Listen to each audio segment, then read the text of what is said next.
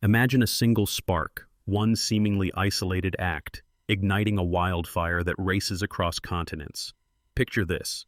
The nation of Pakistan, home to more than 240 million people and one of the largest Muslim-majority countries on the planet, stands before assembled cameras and microphones. Its leaders declare with unprecedented clarity and defiance, if the United States or Israel attacks Iran's supreme leader, Pakistan will not remain a spectator. This is not the usual diplomatic dance or empty political posturing. This is a stark, historical warning, one that could reverberate from the deserts of the Middle East to the capitals of the Western world, and from the bustling trade routes of Asia to the energy-hungry markets of Europe. Why does this matter? Could the world be teetering on the edge of a crisis so profound it might redraw alliances, disrupt economies, and reshape the very map of global influence?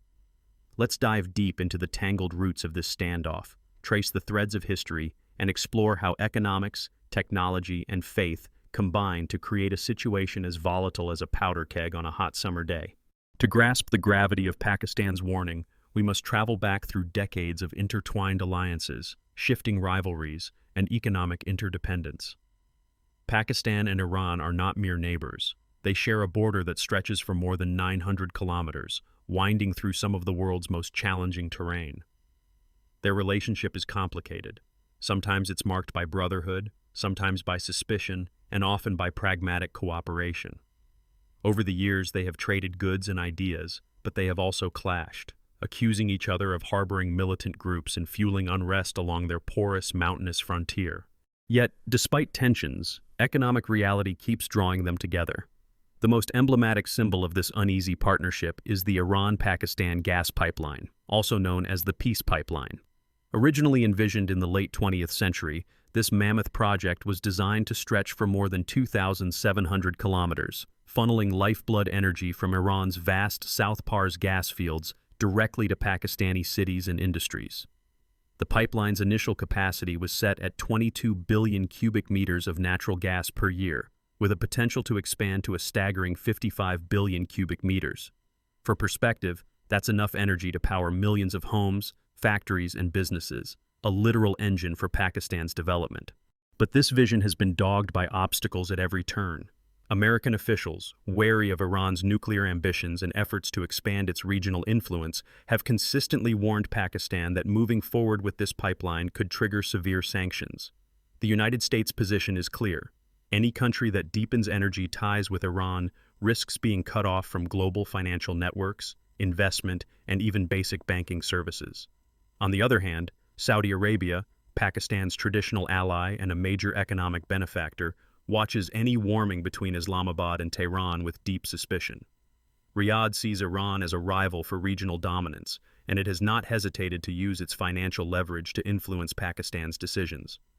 Now let's fast forward to the dramatic events of June 2025, a month that may one day be remembered as a turning point in Middle Eastern history. It began with a wave of Israeli airstrikes against Iran.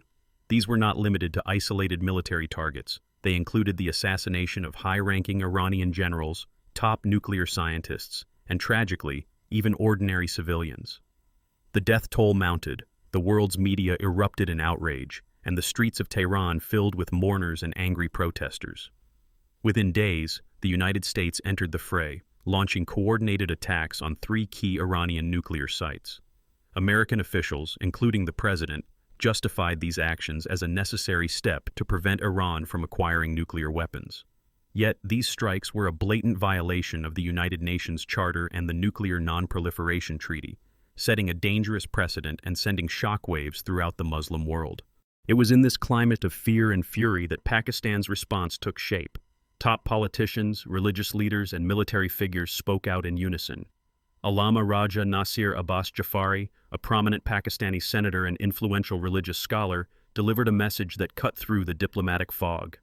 Any attack on Iran's supreme leader Ayatollah Khamenei will be seen as an attack on all Muslims. Anyone who threatens the leader is an enemy of God, whose punishment is death in Islam. This was not just a political statement, but a deeply theological one, echoing centuries of Islamic jurisprudence and signaling that the stakes had moved beyond mere politics into the sacred realm of faith. Iran's response was equally swift and uncompromising. Senior clerics, some of the most revered religious authorities in the Shia world, issued fatwas, or binding religious decrees, against those threatening Ayatollah Khamenei. These fatwas framed the conflict as a battle not just for national survival, but for the continued existence of the Islamic community, the Ummah. Suddenly, the crisis was no longer just about borders or nuclear programs.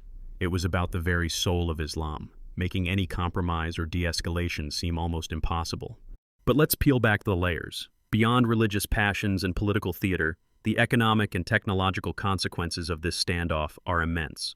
If Pakistan truly follows through on its warning, if it breaks ties with the United States, expels American diplomats, or openly supports Iran, the repercussions could be felt across the globe.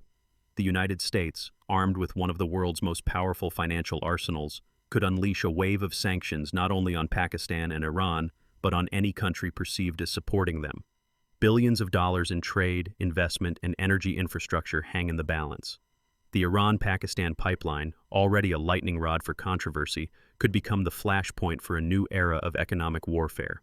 Ayman Jamil, a strategic affairs analyst based in Islamabad, summed it up this way. Pakistan's signaling isn't just about regional assertiveness. It's about nuclear parity, survival, and the right to economic sovereignty in a world that's always shifting beneath our feet. This is the harrowing question the world now faces. Could a single political assassination, or even the threat of one, unravel decades-old alliances, crash energy markets, and usher in a new era of confrontation across one of the world's most volatile regions?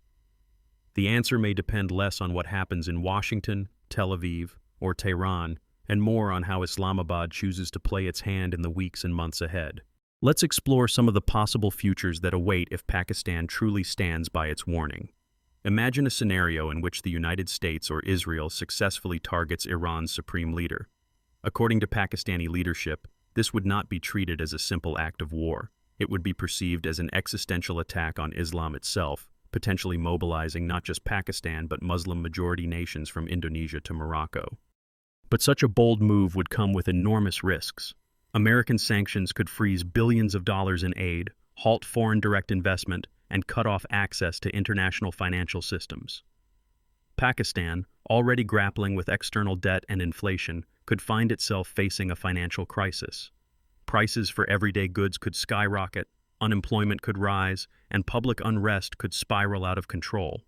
The government would be forced to choose between economic hardship and national honor, a choice no leader makes lightly.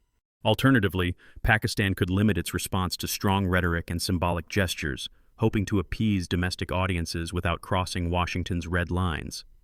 But this path is fraught with danger too. Powerful religious parties and conservative groups could accuse the government of betraying Islamic solidarity, sparking protests, strikes, or even violent unrest.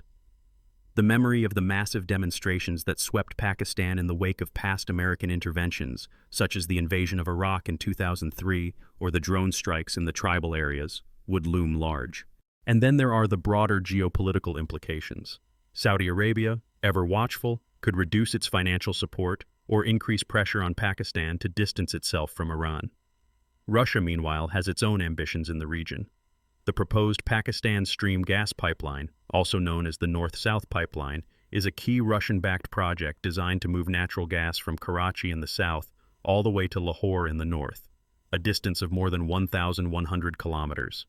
If the Iran-Pakistan pipeline is fast-tracked, Moscow could see opportunities to strengthen its own influence, offering technical expertise, financing, or even military cooperation.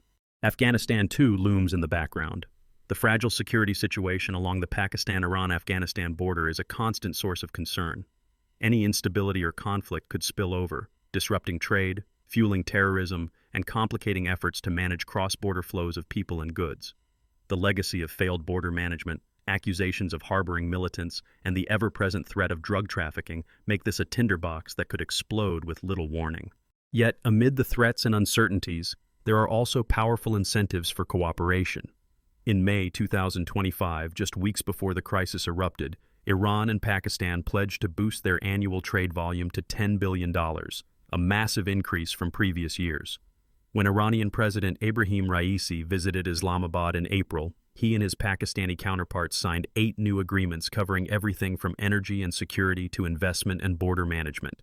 These deals, if fully implemented, could transform the long-troubled border into a corridor of commerce, development, and mutual prosperity. Imagine the benefits: joint industrial parks rising along the border, roads and railways carrying goods from the Persian Gulf to the heart of South Asia, and new energy projects lighting up cities that have too often been plunged into darkness. For ordinary Pakistanis and Iranians, this could mean more jobs, better infrastructure, and a higher standard of living. For the region as a whole, it could signal a shift away from conflict and toward pragmatic, mutually beneficial cooperation. The warning from the Pakistani senator, then, is not just a threat. It's a signal, a statement that the old rules are being challenged, and that the region's players are willing to rewrite them if pushed too far.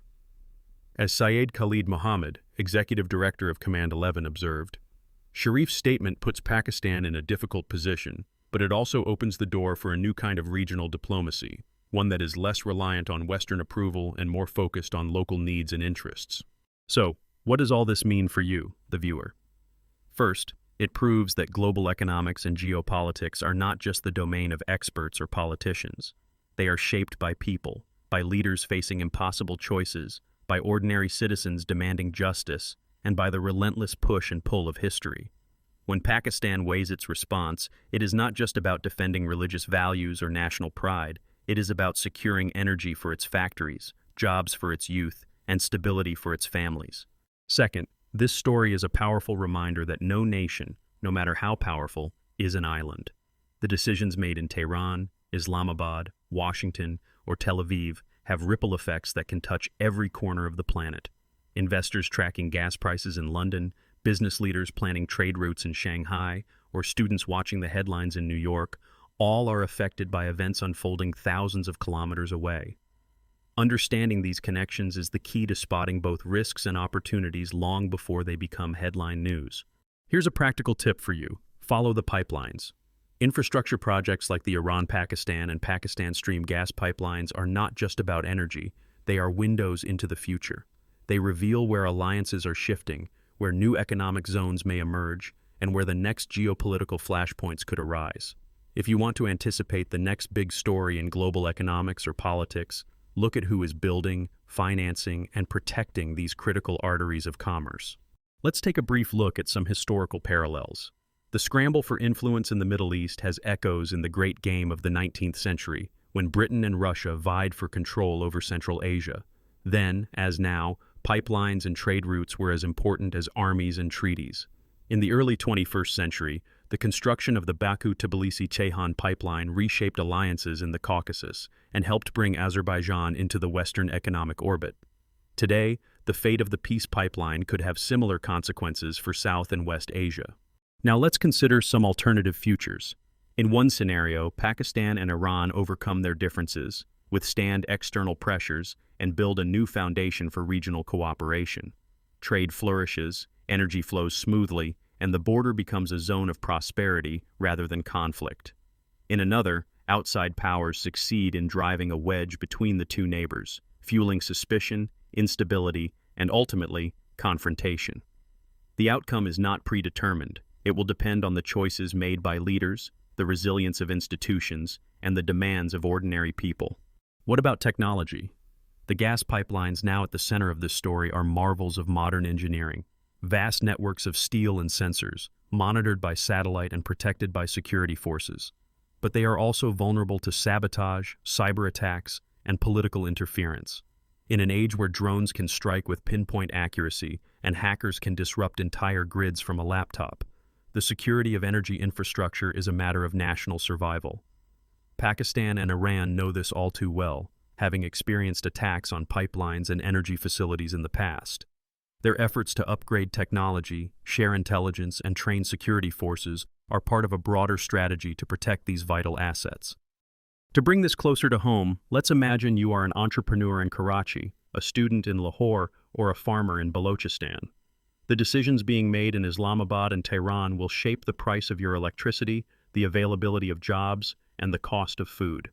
If the pipelines are blocked, if sanctions bite, or if conflict erupts, everyone will feel the impact. Conversely, if peace prevails and cooperation deepens, the benefits could be shared by millions. Now let's return to the central question. Will Pakistan act on its warning? History suggests that Islamabad is more likely to choose economic and diplomatic measures over direct military action, at least initially. But in a region simmering with tension, even these steps can have seismic consequences. The fate of massive infrastructure projects, billions of dollars in trade, and the fragile architecture of regional security could all hinge on a single decision in the coming months. And here's a little-known fact. When the Iran-Pakistan pipeline was first proposed in the 1990s, it was called the Peace Pipeline, a bold symbol of hope in a region too often defined by conflict. Today, that same pipeline stands at the eye of a geopolitical storm, its fate an indicator of whether commerce and cooperation will triumph over division and war. As we draw to a close, let's reflect on the lessons of this unfolding drama. First, it underscores the importance of resilience, of nations and individuals adapting to a rapidly changing world. Second, it highlights the power of connection, both positive and negative, in an age where what happens in one corner of the globe can shape destinies half a world away. And finally, it reminds us that the choices made by leaders, whether wise or reckless, courageous or short-sighted, will determine the kind of future we inherit. If you found this deep dive illuminating, make sure to hit that subscribe button and turn on notifications so you don't miss our next episode. What do you think? Will Pakistan risk its ties with the West for the sake of regional solidarity and faith, or will pragmatism win the day? Drop your thoughts in the comments below. For more on the